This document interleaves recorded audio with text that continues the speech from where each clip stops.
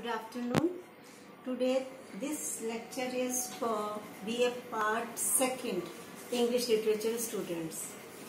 In the first paper of English Literature, it is English Poetry and Drama, and the first poet is Alfred Lord Tennyson. It is the second poem in the syllabus, and Tennyson belongs to the Victorian age. जैसा कि आपको मालूम है, आप first year में Elizabethan age, 17th century age, 18th century age, romantic age, ये सब cover करके आए. लास्ट जो हमारी पोएम थी फर्स्ट ईयर में वो विलियम वर्ड्सवर्थ और जॉन कीट्स की थी, जो रोमांटिक पोएट्स को बिलोंग करते हैं. उसके बाद now in second year we start from the Victorian age. This is Victorian age and it is from 1850 to 1900.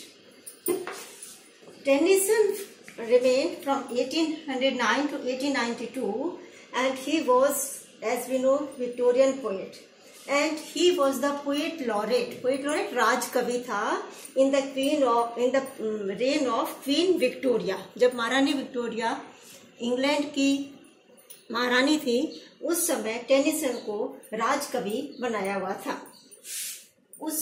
ये जो हमारा पोयम है टीयर्स आइडल टीयर्स, ये भी एक्सट्रैक्ट किया हुआ है. It is a song in Tennyson's poem the princess.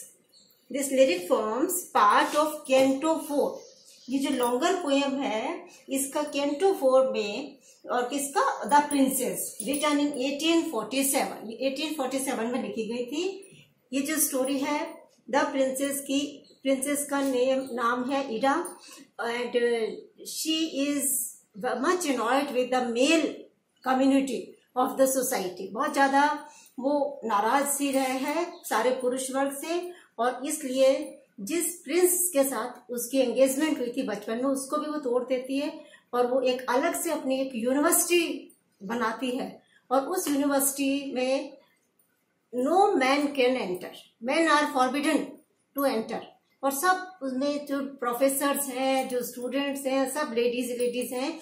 लेकिन वो जो उसका जो बिट्रोथ है, जो फियांसी है, वो चाहता है कि उसे वापस से लाया जाए, और इसलिए वो डिस्गाइज करके एक लेडी के रूप में अपने 2 फ्रेंड्स के साथ वहां जाते हैं. और पूरी लंबी पोएम है कि किस प्रकार से एंड में वो इसको तैयार कर पाता है. तो जिस समय वो लोग और क्योंकि ये यूनिवर्सिटी थी तो सब पढ़ा करते थे, पढ़ते पढ़ते बीच में जब उन्होंने एक ब्रेक लिया, तब princess Ida commands her maid, उसकी जो अटेंडेंट थी, मेड थी, उसको कहती है to sing a song to pass the time. क्योंकि वो बहुत पढ़ चुके थे, इसलिए वो समय व्यतीत करने के लिए, थोड़ा एंटरटेनमेंट के लिए वो उसे गाना गाने को कहती है, as they take a break from their studies. तो उसमें उस समय she sings this song. Tennyson जो है वो बहुत बढ़िया लिरिक पोएट है. उसकी पोएम में बहुत म्यूजिकल क्वालिटीज होती है, स्वीटनेस होती है, मेलोडीज होती हैं, और वो ग्रीक लिटरेचर को भी उसने बहुत वेल रेड कर रखा था. और इसीलिए एक क्रिटिक ने ये कहा कि जो ग्रीक लर्नेड पोएट हुआ वर्जिल, कि इस पोएम पर, इस सॉन्ग पर उसका वर्जिल का प्रभाव पूर्णतया दिखाई देता है. उसने कहा कि इट इज वर्जिलियन पोएम.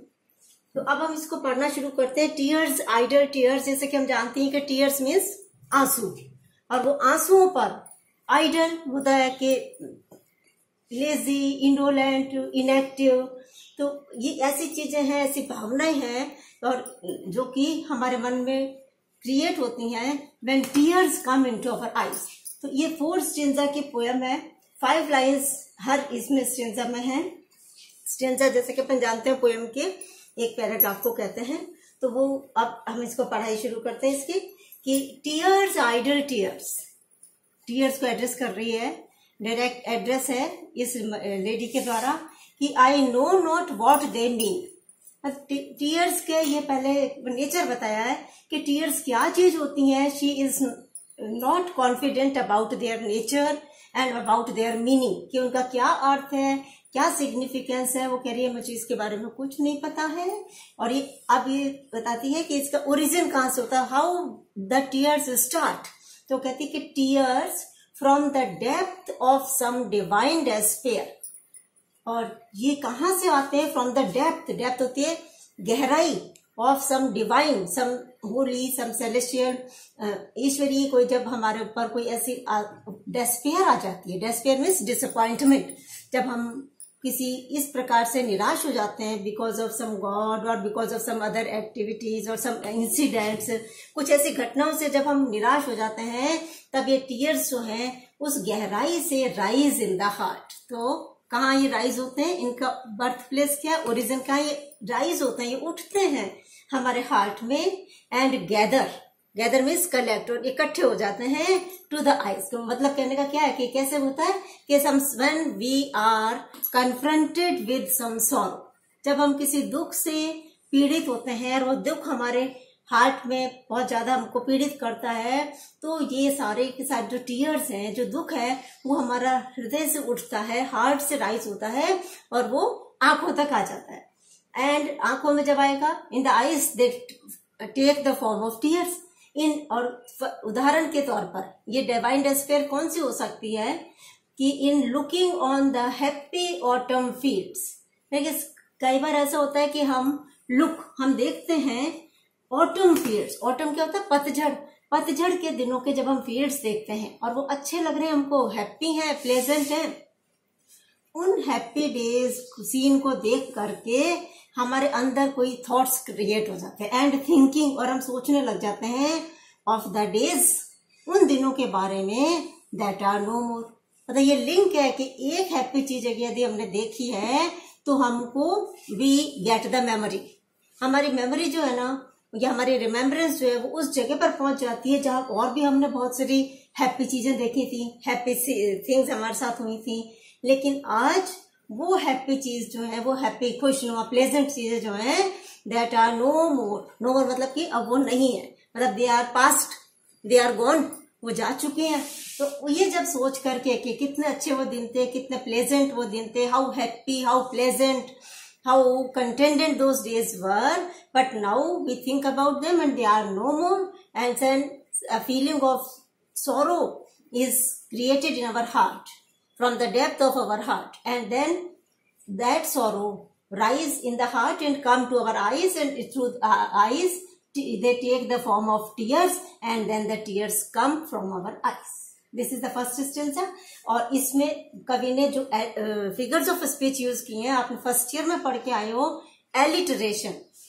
एलिटरेशन होता है कि जब एक ही लाइन में एक ही साउंड से, अल्फाबेट साउंड से क्रिएट कई शब्द आते हैं, तब हम कह देते हैं कि यहाँ पे द पोएट हैज यूज्ड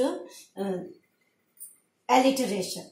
जैसे कि अब हम इसमें देखते हैं from the depth of some divine despair, इसमें डी साउंड जो है 3 टाइम्स आ गई है, और वैसे भी टीयर्स, आइडल टीयर्स, इसमें रेपिटेशन साउंड यूज की गई है, और divine despair, depth divine despair 3 बार डी साउंड आई है, और भी आगे इसमें इसी प्रकार से कई फिगर्स ऑफ स्पीच कवि ने यूज की है, और ये ब्लैंक वर्स में पोएम लिखी गई है।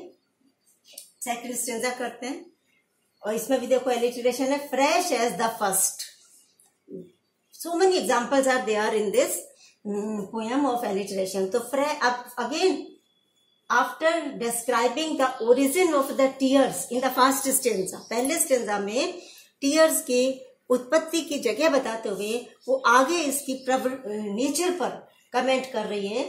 Fresh as the first beam glittering on a sail that brings our friends up from the underworld, sad as the last which reddens over one that sinks with all we love below the world, so sad, so fresh the days that are no more. Tears जो हैं उन दिनों को, उस चीज को हमें, या वो जो इंसिडेंट्स है, इवेंट्स हैं, वो मेमोरीज जो है उनकी, वो एज फ्रेश है, इतनी फ्रेश ताजी हैं as the first beam. Beam क्या होती है, रे, किरण, पहली किरण, ग्लिटरिंग मीन्स शाइनिंग, जो चमक रही होती है, on a sail, sail means ship, वो पहले हम वी आर वेटिंग, ये क्या बता रहा है कि हमारा फ्रेंड कोई है, वो बहुत दूर से किसी जहाज के माध्यम से, शिप में हमारे पास आ रहा है मिलने के लिए, और वी आर वेटिंग, हम उसके लिए वेट करे जा रहे हैं। और जब पहली बार हमारी नजर पड़ती है उस शिप पर, उस सेल पर, और वो बीम, जब सूर्य की चमकती हुई किरण उस जहाज पर पड़ती है, कौन से शिप पर, कौन से सेल पर, दैट ब्रिंग्स, जो लाता है आवर फ्रेंड्स, हमारे मित्रों को, up from the underworld, from secret world, from very distant world, बहुत दूर से जो हमारे मित्र को लेकर आ रहा होता है, उस शिप पर जब हमारी नजर पड़ती है तो we are filled with immense